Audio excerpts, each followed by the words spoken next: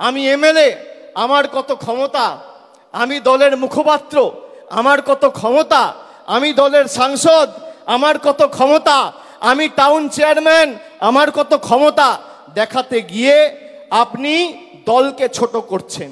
আর যারা এই কাজগুলো করেছে, একদিকে ভালো হয়েছে, তাদেরকে চিহ্নিত করা গেছে।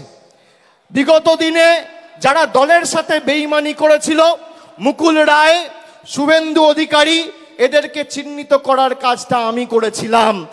আগামী দিনেও যদি কেউ দলের সাথে বেইমানি করে, এদের চিহ্নিত করে, এদের লেজে গোবরে করে প্যাকেট করে বাংলা ছাড়া করার দায়িত্বটা আমি আমার কাঁধে তুলে নিলাম। বাজারে রটিয়ে দেওয়া হচ্ছে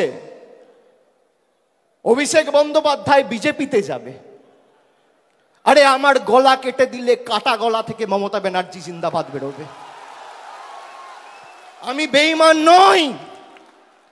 বাজারে ছড়িয়ে দেওয়া হচ্ছে নতুন দল আসছে, বিজেপির হাতে কলকে আর তামাক খেয়ে কয়েকটা সংবাদ মাধ্যম আর দু চারটে সাংবাদিক এই কাজটা করছে।